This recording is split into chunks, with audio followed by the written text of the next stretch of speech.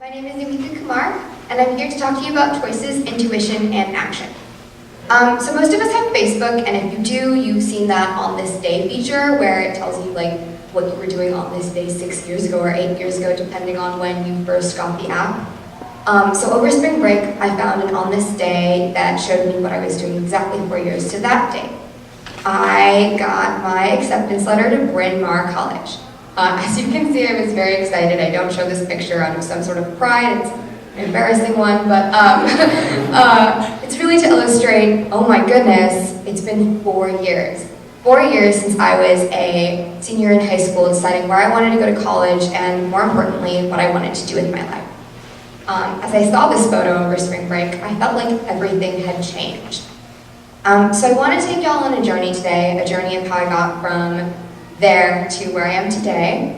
I'm currently a transfer to UCLA. It's my second quarter. I'm a sociology major, Asian American studies minor, doing public health research, and applying to grad school in the fall. So it's been a pretty big change from accepting my admission to Bryn Mawr and committing on the spot, actually, when I visited there on April 22nd, 2014, to where I am right now. So when I was deciding on where I wanted to go to college, I was framing everything based on the idea of growth beginning outside the comfort zone. So I was born and raised in California, and I knew that if I wanted to be able to live outside of there, when I was older, college would be a really good first time to try. So, and I also wanted to attend a small school, a school where there would be more personalized options for guidance and support. So I ended up applying to schools almost exclusively outside of California. I applied to no UCs, no CSUs. All of them were private liberal arts colleges, and most of them were on the East Coast. This is what led me to Bryn Mawr. It's a small private liberal arts college for women, 20 minutes outside of Philadelphia by train. About 300 women are in each grade. The class sizes are really small, and I was honestly thrilled to get to go somewhere that exciting, perfect for me. I got a scholarship there, so that was a big part of the reason that I chose to go. But I also was thrilled to get to go to a school that was filled with women who were as excited about empowerment and scholarship and the close-knit community as I was. So I packed my 4 suitcases and I went to Bryn Mawr. I was armed with enthusiasm and the bright-eyed kind of energy of a first year, and I moved to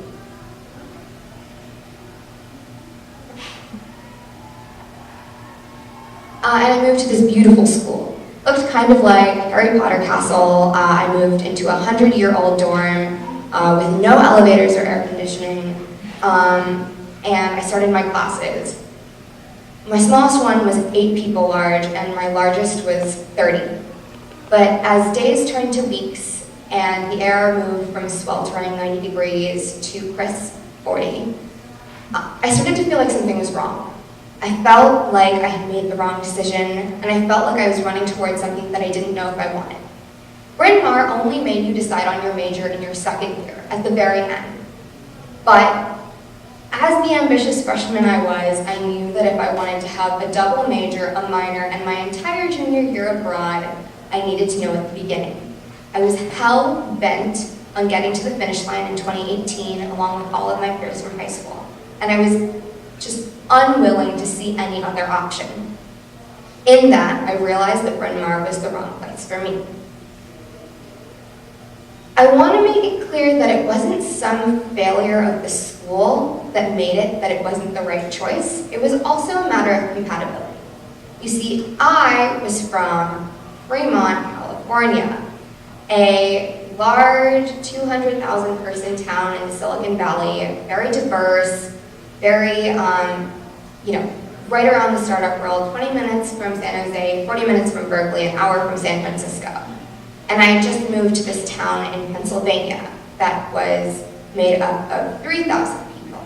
It was overwhelmingly white and wealthy, and the houses were far apart from each other, and the children of the kids who lived in those houses, the children of the adults who lived in those houses, went to $50,000 a year prep schools.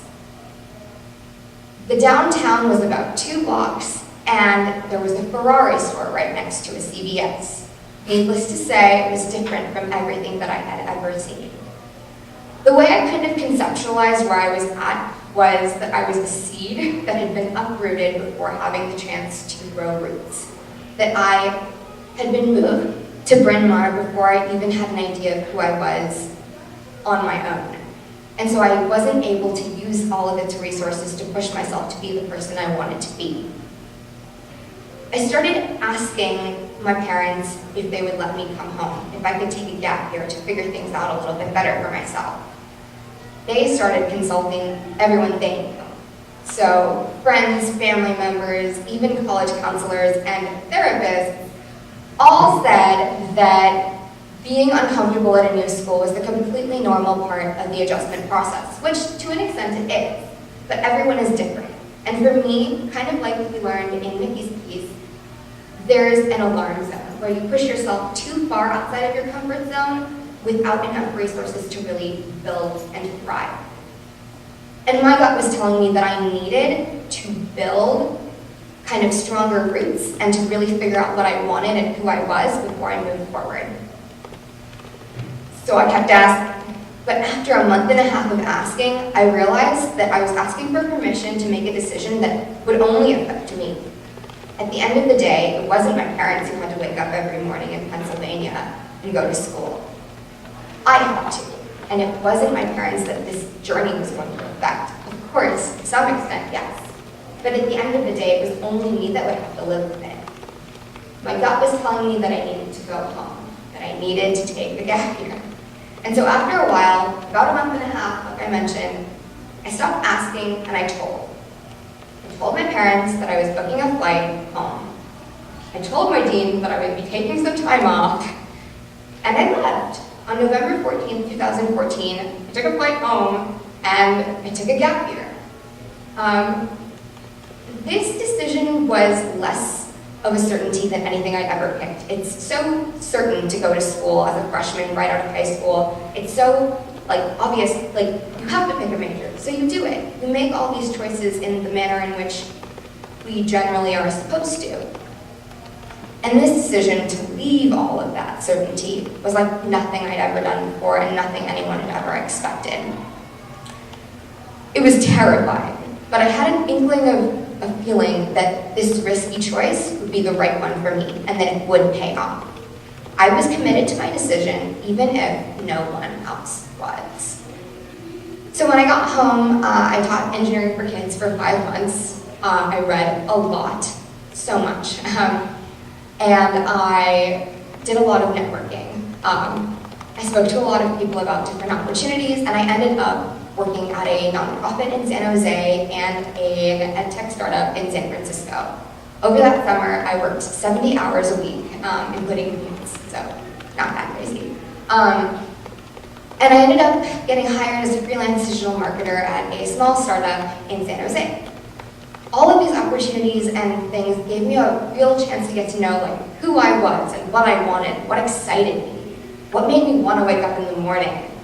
And that was really helpful. And so then, armed with that enthusiasm and excitement and renewed passion for school, I enrolled at De Anza College in Cupertino, California, where I had some of the best experiences of my life. Community college, a great choice, folks.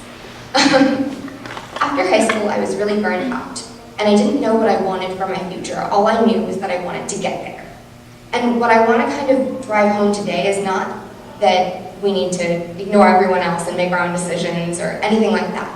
What I want you to kind of keep in mind is that you need to trust yourself and that you need to kind of stop to think about now. It's not just about the future. How do you feel about today? How do you feel about everything you're doing? Do you feel like you know who you are and what you stand for? Because that matters. It doesn't just matter what you're walking toward, it matters what you're doing right now and how you feel about it. And even though trusting my gut was the riskier choice, it was the one that was less certain and less obvious, it ended up being the right one. Because I'm here today with all of you at UCLA, the best public university in the United States. I'm learning from professors who are at the top of their field. I'm surrounded by people who are smart and optimistic and just ready to take things on. And we're all human, but but I think it paid off. And I want that to be the kind of key point that you take home with you, is that it's important to trust your gut. Because even if it's scary or risky at the time, you're gonna end up right where you're supposed to. Thank you.